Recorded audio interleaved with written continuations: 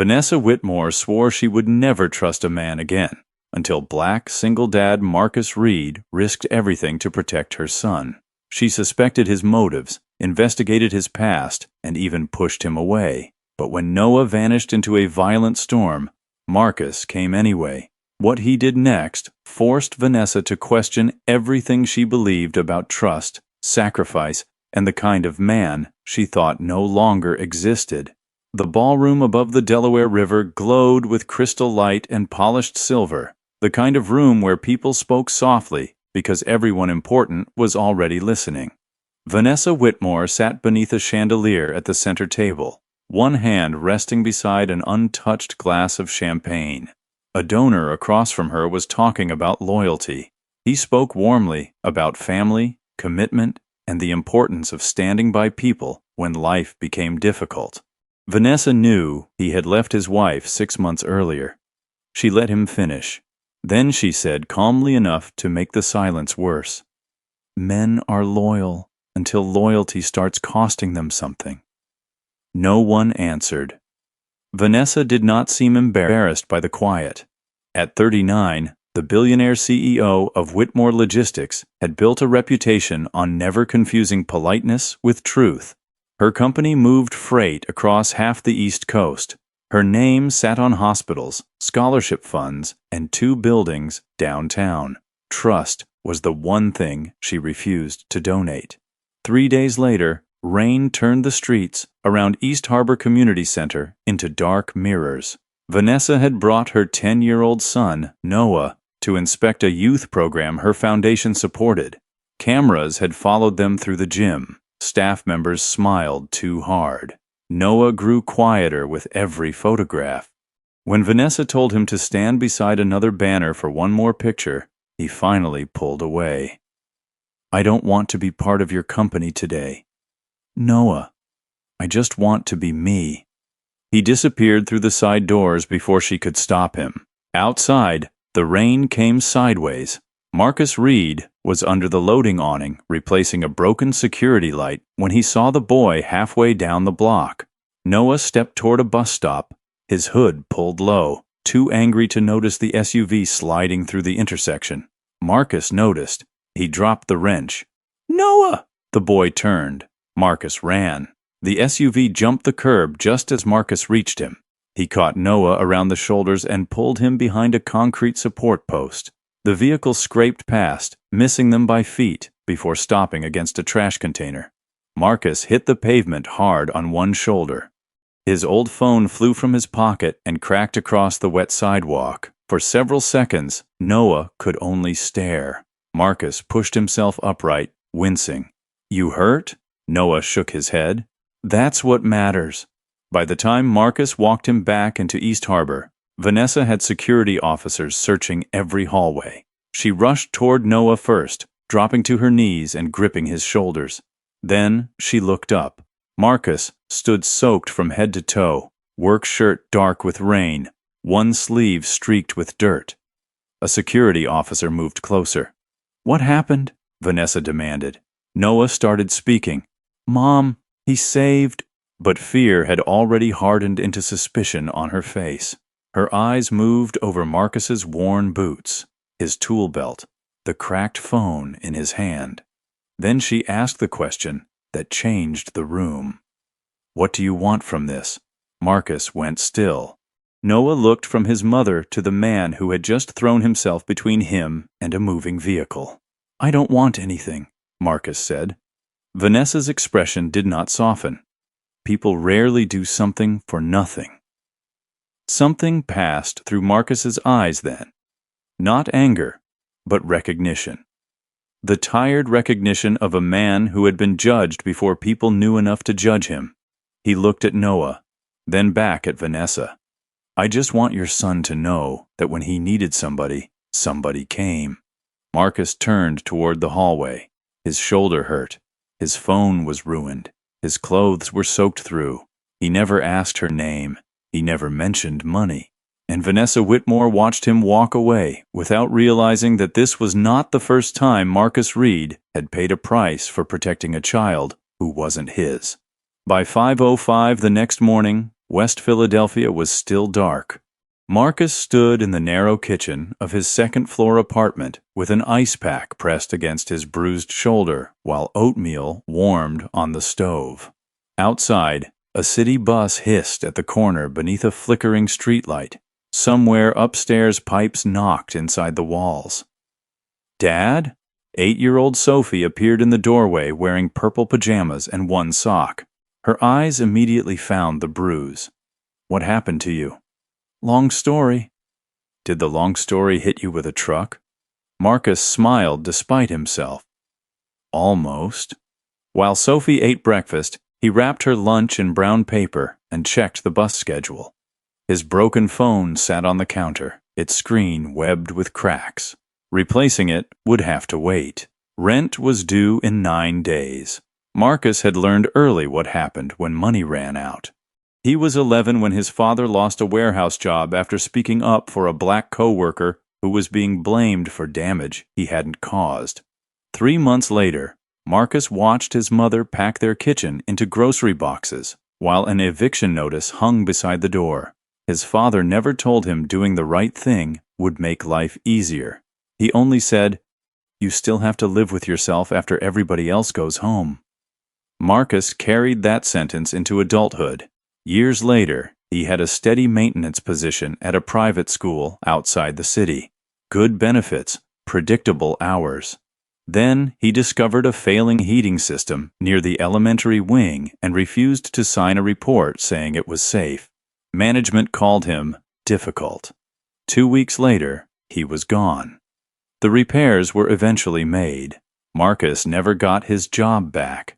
By then, Sophie was small, bills were piling up, and her mother had grown tired of counting every dollar before buying groceries. One evening, she packed a suitcase and said she could not spend her whole life surviving. Marcus did not stop her. He simply walked into Sophie's room afterward, sat beside her crib, and stayed. That had become his life. Stay. Stay when money disappeared. Stay when people misunderstood. Stay when leaving would be easier. At East Harbor, Marcus repaired boilers, leaking pipes, broken doors, and whatever else families could not afford to replace. After work, he often carried his toolbox through his own neighborhood. That evening, despite his aching shoulder, he fixed Mrs. Carter's kitchen outlet downstairs. She tried to press $20 into his palm. Marcus closed her fingers around it. "Buy your medicine. You need a new phone." "I'll manage." Later, Sophie sat cross-legged at their kitchen table while Marcus carefully peeled loose glass from the corner of the damaged screen. "The rich lady didn't pay for it." "She offered." "And you said no?" Marcus nodded. Sophie frowned with the serious concentration of a child trying to understand an adult world. "Why?" Marcus looked at her for a moment. "Because if we only do the right thing when somebody pays us, Soph, then it isn't really the right thing anymore." She considered that, then quietly pushed her little jar of saved coins across the table. "For your phone." Marcus swallowed. He pushed it gently back. "Keep it." Across the city, Vanessa Whitmore was asking her security chief for Marcus Reed's name. And by morning, she would discover that the man she had suspected of wanting something from her had spent most of his life giving away things he could barely afford to lose. The report on Vanessa's desk was only 2 pages long. Marcus Reed, 37. Maintenance technician at East Harbor Community Center. Single father. No criminal record. No lawsuits. No connection to Whitmore Logistics. Nothing that explained why a man living paycheck to paycheck had destroyed his phone and injured his shoulder, saving a child he did not know, then walked away without asking for $1. Vanessa read the report twice. It annoyed her that there was nothing useful in it. Noah was less complicated. "I want to go back," he had asked at breakfast, again in the car, and once more outside his school. "To East Harbor?" "To see Marcus." "You already thanked him." "No, you talked to him." "I didn't." 3 days later, Vanessa finally gave in. East Harbor looked different without cameras. Basketballs echoed across the old gym floor. Steam drifted from the community kitchen, carrying the smell of chicken soup and onions. Fluorescent lights hummed overhead, while children chased each other between folding tables. Marcus was in the workshop behind the gym. Noah found him first. Marcus was kneeling beside an elderly veteran named Mr. Lewis, tightening a loose wheel on an old wheelchair. "Try it now." Mr. Lewis rolled forward, then backward. "You keep doing this for free. I'm going to start feeling guilty." Marcus smiled. "Then stop breaking things." Noah laughed. Marcus looked up and saw him. Then he noticed Vanessa standing several feet behind. For a second, nobody spoke. Noah stepped forward.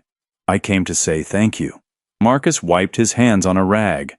"You already made it home safe. That's enough for me."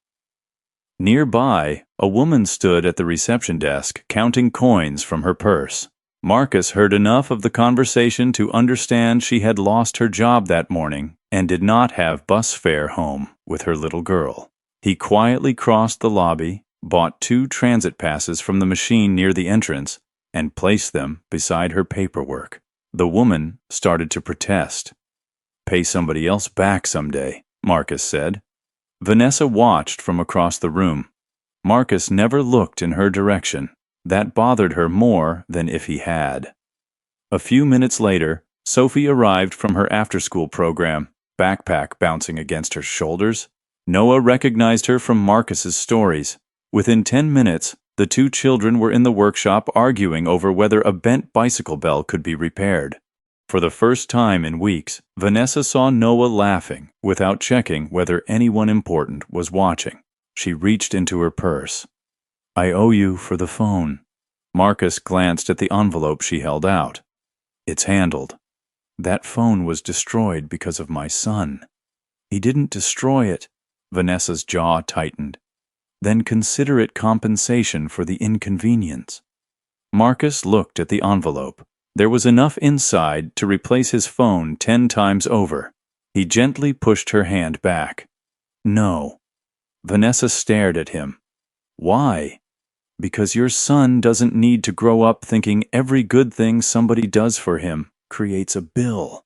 The words landed harder than she expected. Behind them, Noah and Sophie burst into laughter over something neither adult had heard. Vanessa slowly returned the envelope to her purse. She had spent years learning that everyone wanted something: money, access, influence, a favor they could collect later. But Marcus Reed had just refused more money than he probably had in his bank account. And for the first time, Vanessa found herself wondering something far more uncomfortable than what he wanted from her. What if he truly wanted nothing at all? Vanessa began returning to East Harbor under reasons that sounded perfectly reasonable on paper. The foundation needed updated numbers. The kitchen program required review. The youth wing had requested new equipment. But after the 3rd visit in 9 days, even she knew the reports were excuses. She was watching Marcus. One Tuesday, she found him spending his lunch break beside Luis Hernandez, a father of 3 who had recently arrived from Puerto Rico and was struggling through an online warehouse application written in language he barely understood. Marcus sat beside him at an old computer, reading each question slowly without making Luis feel embarrassed for asking. When the application finally went through, Luis offered to buy him lunch.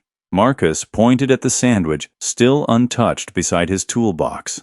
Already got one. He never mentioned that his lunch break had ended 20 minutes earlier. Another afternoon, Vanessa saw him escort Mrs. Franklin, an elderly woman with a cane, across a 4-lane street, while impatient cars hissed through puddles around them. Marcus carried her grocery bag to the bus shelter, waited until her bus arrived, then jogged back through the rain because he was late replacing a broken faucet.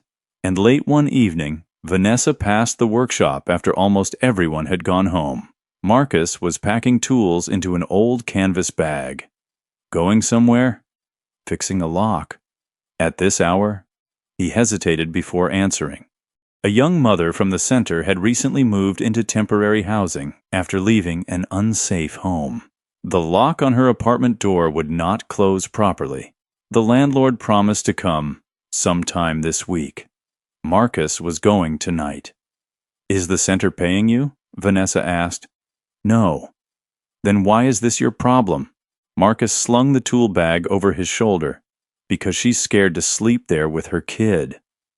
Then he left. No speech, no expectation that Vanessa would follow. She stood alone beneath the humming fluorescent lights. The problem was no longer that Marcus might be pretending. The problem was that he seemed most himself when nobody important was watching. Meanwhile, Noah had stopped treating East Harbor like one of his mother's charity projects. He treated it like somewhere he belonged. One Saturday, Vanessa found him sitting on the workshop floor beside Marcus, sorting screws into coffee cans while Sophie painted labels on them. Noah spoke without looking up. "People at school know who my mom is before they know me." Marcus kept sorting. "That bother you?" "Sometimes I think they're nice because of her." Marcus nodded. He did not tell Noah he was wrong. He did not promise everyone meant well. He simply said, "Then pay attention to who stays the same when there's nothing they can get from you." Vanessa heard it from the doorway. That night, Noah sat across from her at the long dining table in their quiet penthouse while rain tapped against the windows. "Mom?" "Yes?" "If Dad hurt you?" Vanessa's hand stopped around her water glass. Noah looked down at his plate. "Why do I have to grow up proving I won't be like him?" For once, Vanessa Whitmore had no answer ready, and the silence that followed frightened her more than anything Marcus Reed had ever said. 3 days later, Marcus received the call he had been waiting on for nearly a month. A private school network outside Philadelphia wanted to meet with him about a maintenance contract covering 4 campuses. The work was steady, the pay was better than anything he had earned in years, and for the first time in a long while, Marcus allowed himself to imagine what life might look like without 3 separate jobs stitched together just to keep the rent paid. He could be home for dinner. He could attend Sophie's school events without asking another supervisor for permission. He could stop checking his bank balance before buying groceries. The final interview was scheduled for Thursday at 4. Marcus wore his only good jacket to East Harbor that morning so he could leave straight from work. Sophie had even fixed his crooked tie before school. "Don't mess it up," she told him. "I'll try not to." At 3:12, the lights in the east wing flickered, then went out. A deep metallic jolt echoed through the hallway. The service elevator had stopped between floors. 6 children were inside. Noah was one of them. Within minutes, staff crowded the corridor while emergency crews were called. The children could be heard through the metal doors, some crying, one pounding against the wall. Then Noah's voice disappeared. Marcus crouched near the elevator seam. "Noah?" Nothing. He checked his watch. 3:26. His interview was across town. The center director looked at him. "Marcus, go. The fire department is coming." Then a small voice came through the door. "Marcus?" He closed his eyes for half a second. "I'm here." "I can't see anything." "I know. My chest feels weird." Marcus sat down on the tile floor. His interview folder rested beside him. "Listen to me. You don't have to be brave. You don't have to do anything big. Just stay with my voice." For nearly 40 minutes, Marcus talked through that door. He asked Noah about the toy car in the workshop, about Sophie's terrible labels on the screw cans, about whether a cheesesteak counted as dinner if it had onions on it. Slowly, Noah started answering. The pounding stopped. The crying eased. At 4:08, Marcus's phone buzzed in his pocket. The school network. He let it ring. At 4:21, emergency crews forced the doors open. Noah came out first. He saw Marcus and ran straight into him. Marcus held him tightly while the other children were guided to safety. From the far end of the hall, Vanessa watched. She had arrived 20 minutes earlier and heard almost everything. Later, when the hallway had cleared, she found Marcus folding his interview papers back into the folder. You missed it. He nodded. I can make a call, she said. I know the board chair. Marcus looked at her. No. Marcus, this could change your life. I know. Then let me fix it. He slipped the folder under his arm. I made the choice. Vanessa stared at him. I live with the cost of it. Then he walked away to finish checking the damaged elevator. Vanessa remained in the empty hallway beneath the emergency lights. For years, she had believed people stayed only until staying became expensive. Marcus Reed had just paid for staying with the best opportunity he had seen in years. And for the first time, Vanessa was no longer afraid that he might disappoint her. She was afraid he might prove her entire life wrong. The change did not happen all at once. It happened in small things. Vanessa stopped arriving at East Harbor with an assistant carrying a tablet. She stopped asking for private rooms. One Friday evening, she sat at a long folding table with Marcus, Sophie, and Noah and ate pizza from a paper plate, while a basketball bounced somewhere in the gym. Sophie looked across the table at Vanessa's expensive coat draped over the back of a plastic chair. You know, you look less scary when you're eating pepperoni. Noah nearly choked laughing. Vanessa raised an eyebrow. I look scary? Sophie nodded seriously. A little. Marcus lowered his head to hide a smile. Vanessa caught him. You agree? I value my employment. You don't work for me. Exactly, I'd like to keep it that way. For the first time in longer than Vanessa could remember, she laughed without checking who was listening.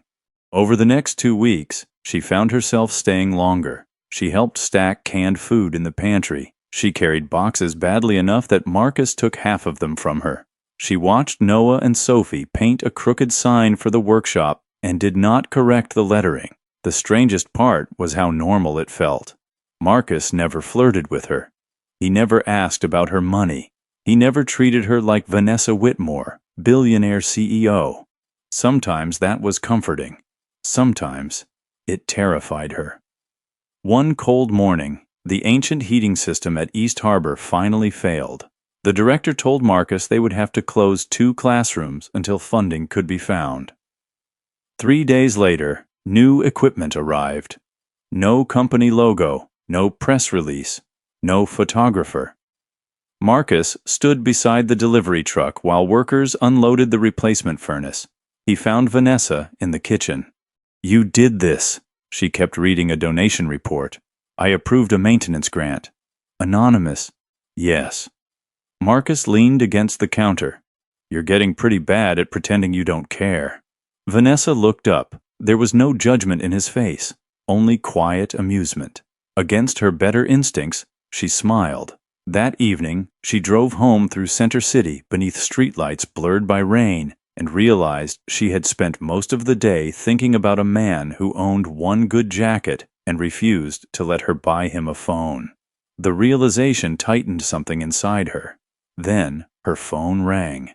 The name on the screen erased the warmth instantly. Daniel Cross, her ex-husband. She almost let it go to voicemail. Then she answered. What do you want? His voice came smooth and familiar through the speaker. I heard Noah has been spending time at some community center. Vanessa's grip tightened on the steering wheel. And I heard, Daniel continued, there's a man there. The city lights passed across her face. Cold, bright, gone.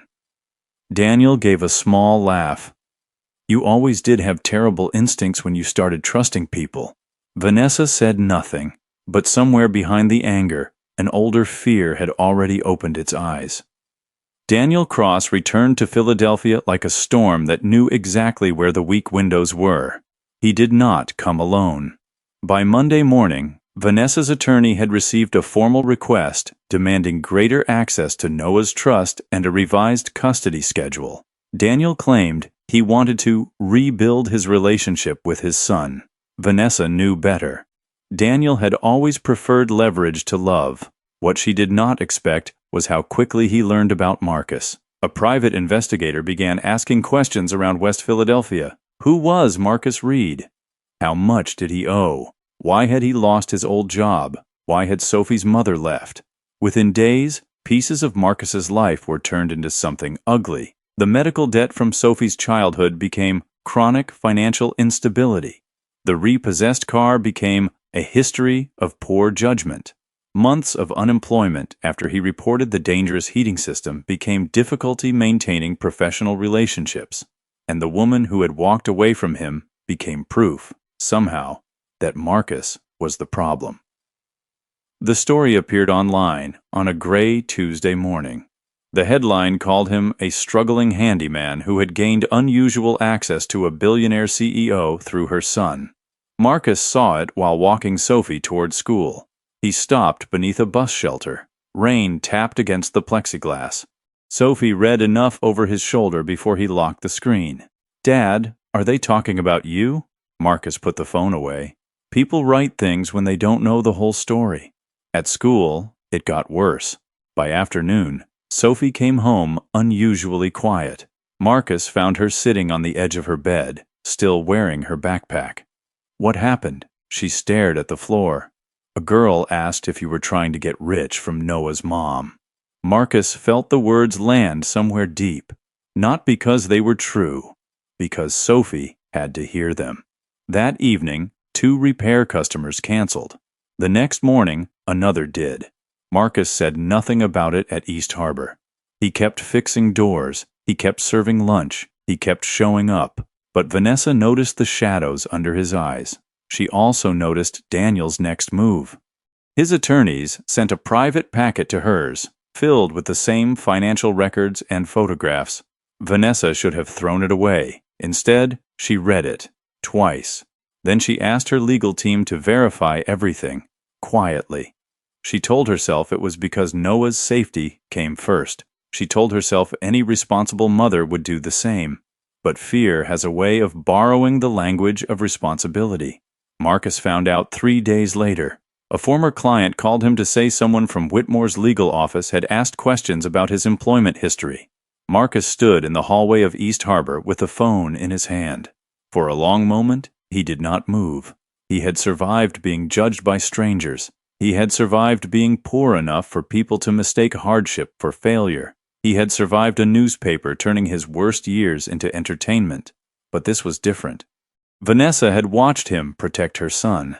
She had watched him walk away from money. She had watched him lose an opportunity rather than abandon frightened children. And when fear returned, she had still chosen to investigate him instead of asking him. Marcus looked through the glass doors toward the parking lot. Vanessa's car had just pulled in. Something inside him, something patient and tired, finally began to crack. Marcus did not confront her in the parking lot. He waited until the next afternoon, when Noah was at school and Sophie was with Mrs. Carter downstairs. Then he took the train into Center City and walked into the glass tower of Whitmore Logistics, wearing the same dark work jacket he had worn through half the winters of his adult life. Vanessa's office sat 40 floors above the street. By the time Marcus entered, rain had begun streaking the windows behind her. She stood when she saw him. "Marcus, you had people checking on me." There was no anger in his voice. That made the room feel colder. Vanessa closed the folder on her desk. "Daniel is trying to use Noah against me. I needed to know what he might find." "You could have asked. This isn't personal." Marcus gave a tired laugh. "You looked through my debts, my old jobs, Sophie's mother. Tell me which part wasn't personal." Vanessa folded her arms. "I'm responsible for my son. And I never asked you not to be." He stepped closer to the desk. "I'm not angry because you're scared. I understand scared. I've lived most of my life one missed paycheck away from scared." His eyes stayed on hers. "But you decided being scared gave you permission to treat me like a suspect." Vanessa felt cornered by the truth in his voice. And when Vanessa Whitmore felt cornered, she reached for control. "What exactly do you want me to say?" The truth would have been enough. "You think everything is that simple? Because you always get to be the good man in the room." Marcus went still. Vanessa heard herself continue and knew she should stop. She didn't. You make sacrifice look like the only acceptable way to love somebody. Maybe that's why Sophie's mother left. The silence afterward seemed to remove every sound from the building. Vanessa's face changed immediately. Marcus did not. That was worse. She had seen him take insults from strangers. She had seen him lose money without complaining. She had never seen him look at anyone the way he looked at her then. Not angry, hurt, deeply, quietly hurt. You don't know anything about what happened between us, he said. I know. I shouldn't have. No. Marcus reached to the visitor badge clipped to his jacket. He removed it slowly and placed it on the polished desk between them. You knew that wasn't true when you said it. Vanessa had no defense. Marcus nodded once, as if her silence had answered for her. I spent months telling Noah not to let what other people did decide who he becomes. His voice dropped. And you've spent all this time doing exactly that to me. Marcus, please. He turned toward the door, then stopped. Don't come into Sophie's life again until you understand the difference between being afraid and being cruel. The door closed softly behind him. Vanessa remained standing beside her desk. Nothing had been broken. Nothing had been thrown. Marcus had not raised his voice once, yet the office felt wrecked. That evening, Noah noticed immediately that something had changed. He waited until dinner before asking, Did you and Marcus have a fight? Vanessa stared at her plate. Yes. What did he do? Her throat tightened. He didn't do anything. Noah looked at her carefully. Then what did he do wrong? Vanessa opened her mouth. No answer came. Noah lowered his eyes, and for the first time, Vanessa understood that she had not protected her son from a man she feared might hurt him. She had driven away the man who had done nothing but show up for him. The penthouse had never felt so large. For years, Vanessa had loved the silence. No raised voices, no slammed doors, no surprises waiting behind them. Now the quiet followed her from room to room. Noah stopped asking to visit East Harbor. He stopped talking about Marcus. That hurt more. At dinner, he answered questions politely and went back to his room early. Vanessa would sometimes pass his doorway and find him sitting on the floor with the little model car Marcus had helped him repair. Across the city, Marcus returned to routine.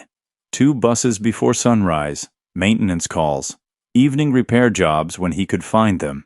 He never spoke badly about Vanessa in front of Sophie. When Sophie asked whether Noah would come back, Marcus only said, Sometimes people need time to figure things out. He made it sound simple. It wasn't. One Sunday afternoon, Vanessa drove to see her mother, Evelyn, in a quiet house outside Chestnut Hill. Evelyn listened while Vanessa explained everything carefully, the way she presented bad quarterly numbers to a board. Daniel, the investigation. Marcus, the argument. The sentence she wished she could pull back out of the air. When Vanessa finished, her mother said nothing for a long moment. Then she set down her tea. Your father betrayed this family once. Vanessa looked away. Evelyn continued, And you have made every man after him pay interest on that debt. Vanessa's eyes hardened. That's not fair. No, Evelyn said softly. It isn't. The words stayed with her all the way home. That night, Vanessa opened the security archive from East Harbor. She watched hours of footage. Marcus helping Luis with the job application. Marcus carrying Mrs. Franklin's groceries. Marcus repairing the center after closing. Marcus sitting outside the stalled elevator, talking Noah through the darkness. In most of the footage, Marcus never once looked toward a camera. He did not know anyone important was watching. Vanessa leaned back in her chair. For years, she had believed character revealed itself when people thought they could gain something. Marcus kept revealing his when there was nothing to gain at all. Near midnight, she opened an email to him. Deleted it. Opened another. Deleted that too. Words suddenly felt cheap. She decided she would go to East Harbor herself in the morning. No assistant, no attorney, no explanation prepared in advance, just the truth. At 6:47 a.m., before she could leave, her phone rang. Daniel's name flashed across the screen. Vanessa almost ignored it. Then she heard his voice, not smooth, not controlled, terrified. "Noah's gone." Vanessa stood so fast, her chair struck the wall. "What?" "We stopped at a gas station outside the city. We argued. I went inside for 2 minutes." "Daniel, where is my son?" "I don't know." Everything inside Vanessa went cold. Outside the windows, the morning sky over Philadelphia had turned the color of steel. A storm warning crawled across the television screen, and somewhere beyond the glass towers and crowded streets, a 10-year-old boy was alone. Vanessa had planned to spend that morning asking Marcus Reed for forgiveness.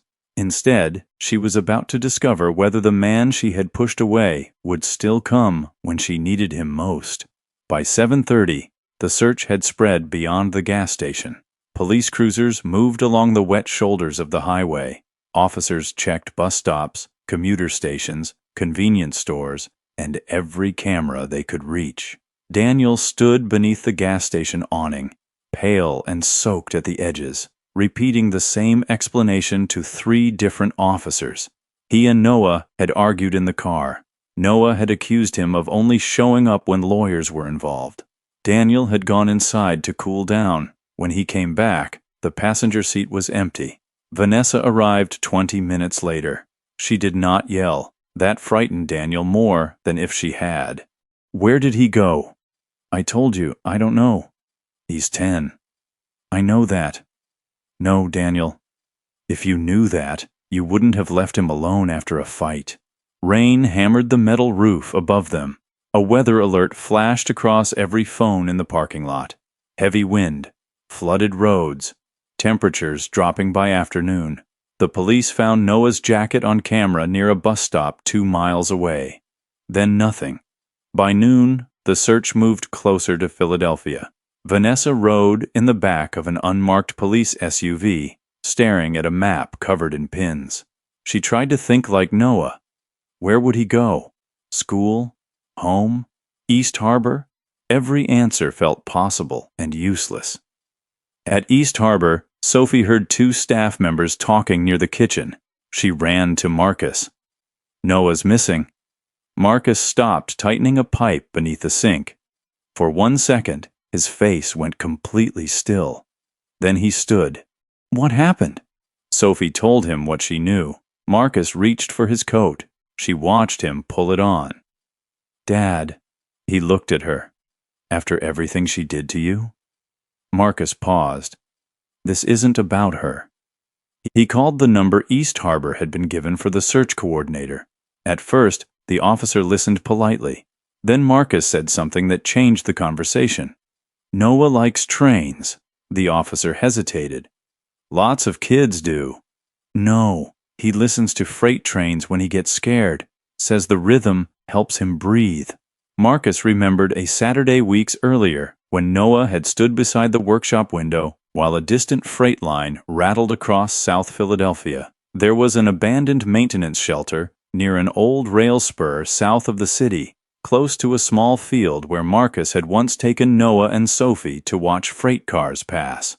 Few people used the area anymore, but Noah knew it existed. Marcus gave the location. The officer said teams would check it. Marcus looked outside. Rain was getting harder. "They'll take too long." He left. By the time Vanessa learned Marcus had joined the search, he was already heading south in an old borrowed pickup from East Harbor. She called him. He saw her name. For several seconds, he let it ring. Then he answered. "Marcus." Her voice broke on his name. "I'm sorry. I know I don't have the right to ask you for anything." "You're not asking." "What?" "I'm already looking." Vanessa closed her eyes. Marcus continued. "If he's where I think he is, he's scared and trying to get somewhere familiar." Tell the police to check every crossing near the old freight spur. Then the line cut through static. The storm swallowed the road ahead of him. Wind pushed branches across the asphalt. Water sprayed beneath the tires. Somewhere beyond the warehouses and dark tracks, a boy who had once trusted Marcus enough to follow his voice through a broken elevator might be waiting for someone to come again. And Marcus Reed had no intention of letting him wait alone. The old freight spur looked almost abandoned in the storm. Rust-colored tracks disappeared beneath weeds and standing water. A row of empty warehouses sat beyond them like dark shapes behind a curtain of rain. Marcus parked beside a chain-link fence and climbed out before the engine had fully stopped. "Noah!" The wind swallowed his voice. He moved along the tracks, one hand shielding his eyes, searching every doorway and broken shelter. Then he heard it. A faint metallic tapping. 3 knocks. A pause. 3 more. Marcus turned toward an old maintenance shed near the far edge of the rail yard. "Noah!" This time, a voice answered. "Marcus?" Marcus ran. A section of fencing had collapsed across the narrow path leading to the shelter. Noah was behind it, soaked through, arms wrapped around his knees beneath a rusted awning. "I knew you'd come," he said. Marcus felt something tighten in his chest. "I told you before, if you need somebody, somebody comes." He started climbing over the fallen fencing. The wind shifted hard. A loose section of metal frame above them groaned. Marcus looked up. "Noah, get down!" He crossed the last few feet just as the frame dropped. Marcus pulled Noah close and turned his body between the boy and the falling metal. The impact knocked him to one knee. Pain shot through his leg. Noah stared at him. "You're bleeding." "I'm fine." "You're not." Marcus managed a strained smile. "Good. Means you're paying attention." He wrapped part of his torn work shirt around the cut and looked toward the road. The storm had flooded the path they came through. They would have to walk. Noah tried to support him. Marcus shook his head. "You're freezing." He crouched carefully. "Get on." "No, your leg." "Noah." The boy climbed onto his back. Marcus stood. Every step hurt. Mud pulled at his boots. Rain ran into his eyes. In the distance, sirens came and went beneath the wind. Half a mile had never felt so far. Noah pressed his face against Marcus's shoulder. "Why did you come?" Marcus kept walking. "Because you were out here." "But my mom, this isn't about what your mom did." Noah became quiet, then softly, "She misses you." Marcus did not answer. Ahead, red and blue lights finally appeared through the rain. Vanessa saw them first. She ran from behind the police barrier before anyone could stop her. "Noah!" Marcus reached the edge of the road and lowered the boy carefully. Noah stumbled into Vanessa's arms. She held him so tightly he could barely speak. Then she looked at Marcus. Rain streamed down his face. His pant leg was dark with blood. He was barely standing. Vanessa opened her mouth. Nothing came out.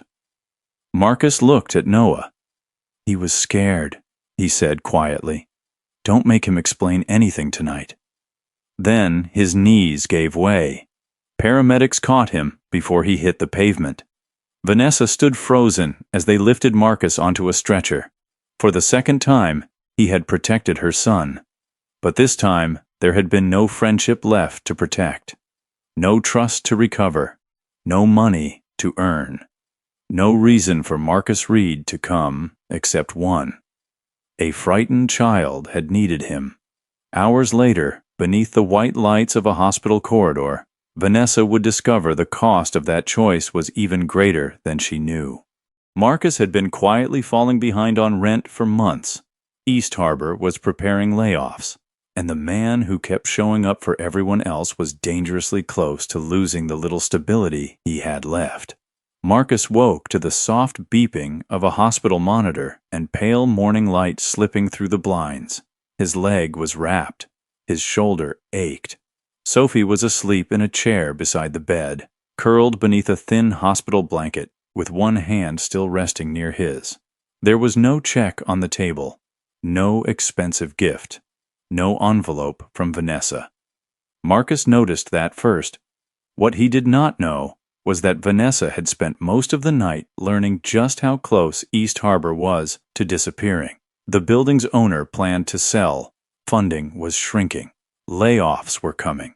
Marcus had fallen behind on rent after losing repair clients and missing work.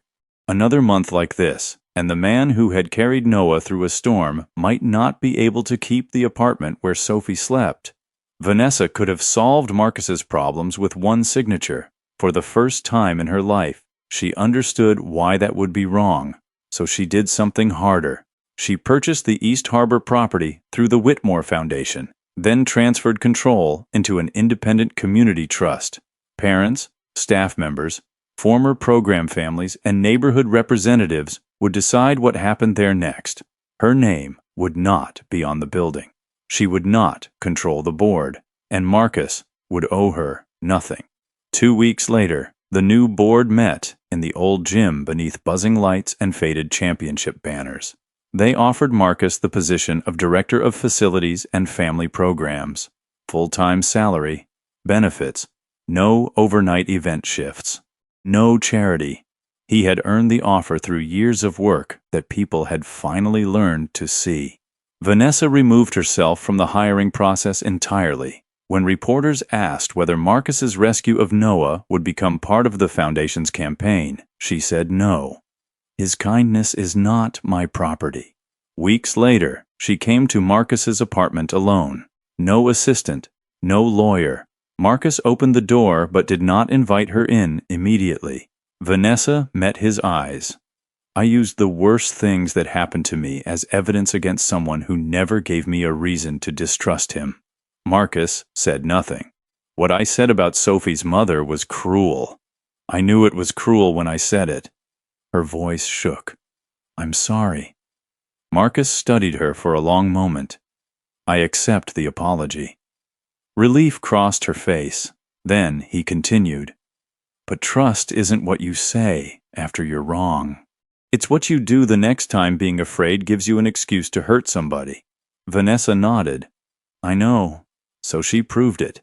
Not in one grand gesture, over months. She kept her hands off the community board. She spent Saturdays packing food boxes without cameras. She stopped using struggling families as fundraising stories without permission. She listened when Noah disagreed with her. And she gave Marcus time. 1 year later, East Harbor glowed beneath strings of warm lights during a neighborhood summer gathering. Children raced bicycles across the cracked courtyard. Music drifted from the kitchen. Sophie and Noah crouched beside a bike, arguing over a loose chain. Vanessa stood nearby folding metal chairs. Marcus watched from the doorway. She noticed. What? He smiled. Just checking whether the Ruthless CEO knows how to fold chairs. I'm learning. Noah called them over. Vanessa started walking, then stopped beside Marcus. For a moment, neither moved. Then she reached for his hand. Marcus let her take it. He had not become valuable because a billionaire finally noticed him. She had not become whole because a good man rescued her from herself. What changed them both was simpler. Marcus kept showing up when there was nothing to gain. Vanessa finally learned to believe what people actually did instead of punishing them for what others had done before. Some people leave when staying becomes difficult. Some stay only when someone is watching. And then there are people like Marcus Reed, people who come anyway. If this story touched you, leave a comment. When Marcus Reed walked into that storm after everything Vanessa had said to him, he wasn't trying to prove he was a good man. He went because Noah was out there alone, and to Marcus, that was reason enough. That may be the hardest lesson in this story. Real character is not what we say when life is comfortable, but what we choose when doing the right thing costs us something. Marcus lost opportunities, money, and even trust, yet he refused to let someone else's fear decide the kind of man he would become. So today, Think about one small moment when you could simply show up for someone: a phone call, a ride home, a few minutes of listening, or helping without waiting to be thanked. You may never face the choice Marcus faced, but you can still make someone feel less alone. Have you ever helped someone even after they had misunderstood or hurt you? Tell me in the comments what happened. And stay with us, because the next story begins with another ordinary person facing a choice no one around them sees coming.